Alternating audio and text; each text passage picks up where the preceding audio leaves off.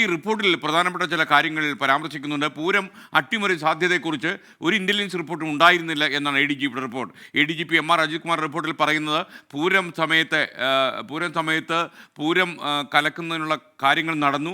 പൂരം സമയത്ത് നിരവധി CCTV വിവരങ്ങൾ കൂടി ഈ റിപ്പോർട്ടിൽ ഉൾപ്പെടുത്തിയിട്ടുണ്ടെന്നാണ് ദീപക് തർമ്മ റിപ്പോർട്ട് ചെയ്യുന്നത്.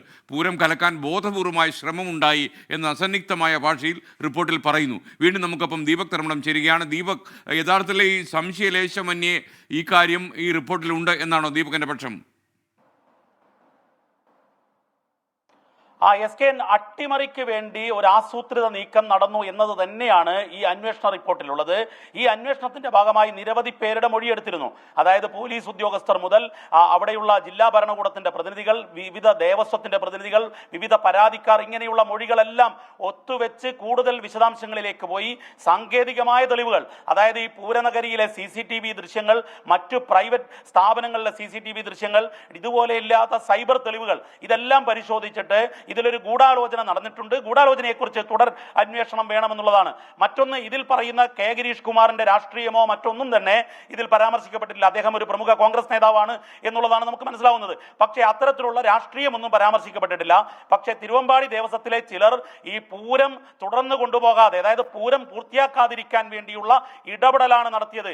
മറ്റൊരു കാര്യം SKN പ്രധാനപ്പെട്ടത്, 2023 പൂരസമയത്തും ഇതേ വിഷയങ്ങളിൽ പോലീസുമായും ജില്ലാ ഭരണകൂടവുമായി തർക്കമുണ്ടായിരുന്നു.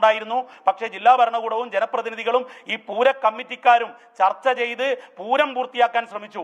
എന്നാൽ സമാനമായ പ്രശ്നങ്ങൾ വീണ്ടും വന്നപ്പോൾ, അത് മാത്രമല്ല, റിപ്പോർട്ടിൽ ഒരു കാര്യം കൂടി പറയുന്നു, അന്നും city police commissioner Ankit Ashok ആയിരുന്നു 2023. രണ്ടാമത് വീണ്ടും ഈ പ്രശ്നം വരുമ്പോൾ ബോധപൂർവമായി പൂരം പൂർത്തിയാക്കാതിരിക്കാനുള്ള ശ്രമം നടക്കുന്നു. മാത്രവുമല്ല, ഈ തിരുവമ്പാടി ദേവസ്വത്തിന്റെ തീരുമാനത്തിനൊപ്പം പാറമേക്കാവ് ദേവസ്വം മനസ്സില്ലാ മനസ്സോടെ നിൽക്കേണ്ടി വന്നു എന്നുള്ളത് റിപ്പോർട്ടിലുണ്ടെന്നാണ് നമ്മൾ മനസ്സിലാക്കുന്നത്. അതായത് പാറമേക്കാവ് ദേവസ്വത്തിന് പൂരം പൂർത്തിയാക്കാൻ താല്പര്യമുണ്ടായിരുന്നു. തിരുവമ്പാടി ദേവസ്വത്തിലെ ചിലർ പൂരം ഇടക്ക് വെച്ച് നിർത്തിപ്പോകാൻ തയ്യാറായി എന്നുള്ളതാണ്. അതായത് ചർച്ച ചെയ്ത് പരിഹരിച്ച് പൂരം പൂർത്തിയാക്കുന്നതിന് പകരം അത് അട്ടിമറിക്കാനുള്ള ഒരു ഗൂഢാലോചന നടന്നു. ആ ഗൂഢാലോചനയെക്കുറിച്ച് ഒരു തുടരന്വേഷണം ഉണ്ടായാൽ അതായിരിക്കും നന്നാവുക എന്നുള്ള രീതിയിലാണ് ADGP MR അജിത് കുമാർ DGPക്ക് സമർപ്പിച്ച റിപ്പോർട്ടിലുള്ളതെന്നാണ് നമുക്ക് മനസ്സിലാവുന്നത്. DGP റിപ്പോർട്ട് സർക്കാരിന് കൈമാറുകയും ചെയ്തിട്ടുണ്ടെന്നാണ് അറിയുന്നത്. SKN. ദീപക് തർമ്മടമാണ് വിവരങ്ങൾ നൽകിയത്. മന്ത്രി K. രാജൻ സ്ഥലത്ത് വന്ന് പ്രശ്നങ്ങൾ പരിഹരിക്കാൻ ശ്രമിച്ചു എന്ന് റിപ്പോർട്ടിൽ പറയുന്നു. ചർച്ചയിൽ തീരുമാനമായിട്ടും പൂരം നടത്താതെ തിരുവമ്പാടി ദേവസ്വക്കാർ മാറി നിന്നു, അത് വൈകിപ്പിച്ചു എന്ന് റിപ്പോർട്ടിൽ പറയുന്നു.